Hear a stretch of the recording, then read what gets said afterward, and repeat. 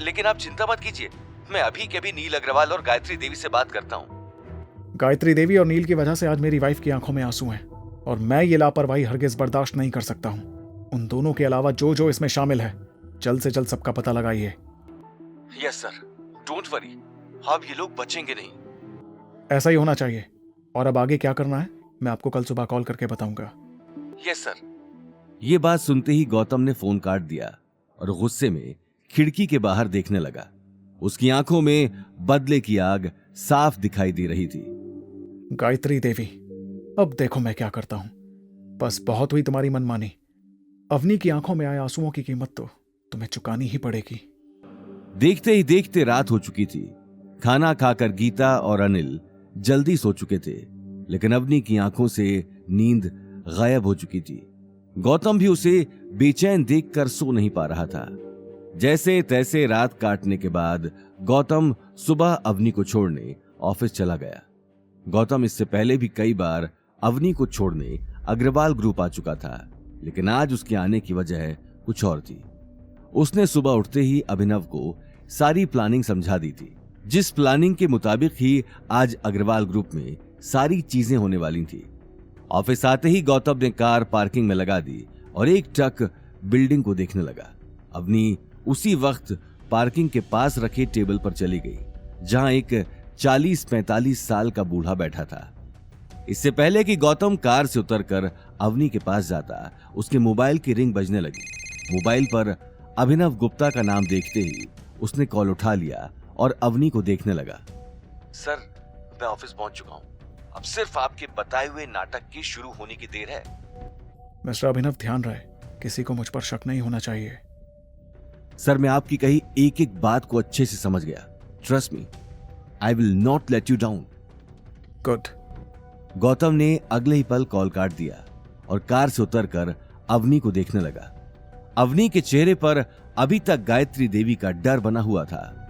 अवनी, दादीसा के बात के बारे में ज्यादा मत सोचो। आखिर सच ज्यादा दिन तक छुप नहीं सकता है। और तुम देखना, दादीसा ये कॉन्ट्रैक्ट तुम्हारे बिना नहीं कर पाएंगी। अगर तुम इस प्रोजेक्ट का हिस्सा नहीं हो तो अग्रवाल ग्रुप भी अवतार ग्रुप से पार्टनरशिप नहीं कर पाएगा। गौतम की बातों को अवनी सीरियसली नहीं ले रही थी, पर इससे पहले कि अवनी कुछ जवाब दे पाती, उसे नील सामने से आता हुआ दिखाई दिया। नील आते ही अवनी को ऊपर से नीचे तक देखने लगा। वाह, कल के तमाशे के बाद तुम आज ऑफिस फिर से आ गई, वो भी इस लूजर के साथ। क्या देख रही हो? अपने बॉस के सामने इस तरह अकड़ में खड़ी मत रहो। बॉस? और तुम? शक्ल देखिए कभी आईने में। भूलो मत, अभी तक कॉन्ट्रैक्ट साइन नहीं हुआ है, इसलिए ज्यादा हवा में उड़ने की जरूरत नहीं है। कहीं ऐसा ना हो कि मुंह के बल गिर जाओ। ये बात सुनते ही नील ने अपने चेहरे से चश्मा हटा लिया और गौतम की आंखों में आंखें डालकर देखने लगा। हो, तो मेरी बहन को इंसाफ दिलाने उसका निठल्ला पति आया है। यार, तुम्हारी बातों से मुझे डर लग रहा है, कहीं तुम मुझे कॉन्ट्रैक्ट तो साइन हो ही जाएगा, उसे तो अब कोई नहीं रोक सकता। चेयरमैन थोड़ी देर में सारी फॉर्मेलिटीज पूरी कर देगा और फिर। ये बात कहते हुए नील अवनी को मुस्कुराते हुए देखने लगा। थैंक यू अवनी, अपनी डिजाइन के लिए। यह बात सुनते ही गौतम ने नील का कॉलर पकड़ लिया। गौतम का सब्र अब टूट चुका था। अवनी ने उसी वक्त गौतम को पकड़कर पीछे कर लिया। अवनी ये बात अच्छे से जानती थी कि नील कितना बड़ा गुंडा है। नील पीछे हटकर कपड़े ठीक करने लगा और मुस्कुराते हुए ऑफिस के अंदर चला गया। गौतम एक टक उसे जाता हुआ देखता रहा और कुछ ही देर बाद अवनी के साथ वो भी अंदर चला गया।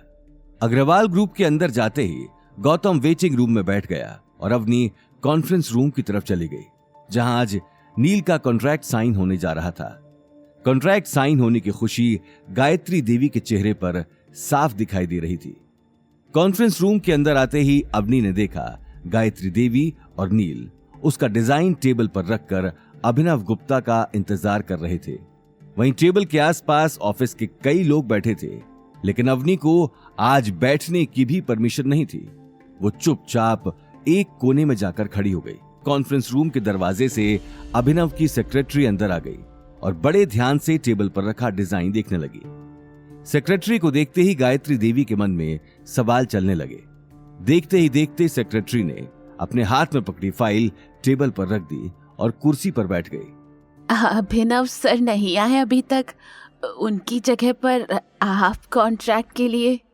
मैं यहाँ कॉन्ट्रैक्ट के लिए नहीं आई, मैं ये बताने आई हूं कि मिस्टर नील के साथ अवतार ये डील कैंसिल कर रहा है। सेक्रेटरी की बात सुनते ही नील और गायत्री देवी के पैरों तले जमीन खिसक गई। अवनी भी हक्की बक्की अपने आसपास देखने लगी। आपको कोई गलत फहमी हुई है, आज तो मिस्टर नील के साथ कॉन्ट्रैक्ट होना था। नहीं, मुझे कोई गलत फहमी नहीं हुई है, ये चेयरमैन सर का ही ऑर्डर है। नील का चेहरा गुस्से में लाल हो चुका था। वो अपने आप को रोक नहीं पाया और कुर्सी से उठकर खड़ा हो गया। क्या ये चेयरमैन सर का ऑर्डर है या फिर तुम अपने मन से ही बातें बनाई जा रही हो? मुझे इस सर से बात करनी है, कहां है वो? चुप रहो नील, तुम्हारा दिमाग खराब हो गया है। गायत्री देवी ने उसी वक्त नील को डांटकर कुर्सी पर बिठा दिया। सेक्रेटरी का गुस्से भरा चेहरा देखते ही वो मौके की नजाकत को समझ चुकी थी। आई एम सॉरी, वो दरअसल मिस्टर नील को शायद इतनी समझ नहीं है। उसकी तरफ से मैं आपसे माफी मांगती हूँ, लेकिन ये अचानक कॉन्ट्रैक्ट ना करने की बात। इससे पहले कि गायत्री देवी आगे कुछ कह पाती, सेक्रेटरी ने उसकी बात काट दी और नील को घूर कर देखने लगी। मैं यहां आपको सिर्फ ये बताने आई हूं कि अवतार ग्रुप अब से मिस्टर नील के साथ मिलकर काम नहीं करेगा। लेकिन मेरी चेयरमैन सर से कल ही बात हुई है, उन्हें मेरा डिजाइन बहुत पसंद आया था और अचानक एक ही रात भर में वो अपना फैसला कैसे बदल सकते हैं? आपका डिजाइन? अगर सच में डिजाइन आपने ही बनाया है तो फिर आपको इसके बारे में पता होगा ना मिस्टर नील। ये बात कहते हुए सेक्रेटरी ने टेबल से फाइल उठाकर नील की तरफ सरका दी। फाइल खोलते ही नील का गला सूख गया। हमने आपके बारे में पता किया है, आपने तो अपनी कॉलेज स्टडीज भी पूरी नहीं की, बीच में ही छोड़कर भाग गए थे, तो फिर आपके पास डिजाइनर की डिग्री कहां से आई? और तो और आपके अब तक के बनाए हुए सारे डिजाइन्स भी हमने देखे हैं, उनमें से एक भी डिजाइन ऐसा नहीं था जिसे देखकर आपको काम दिया जाए।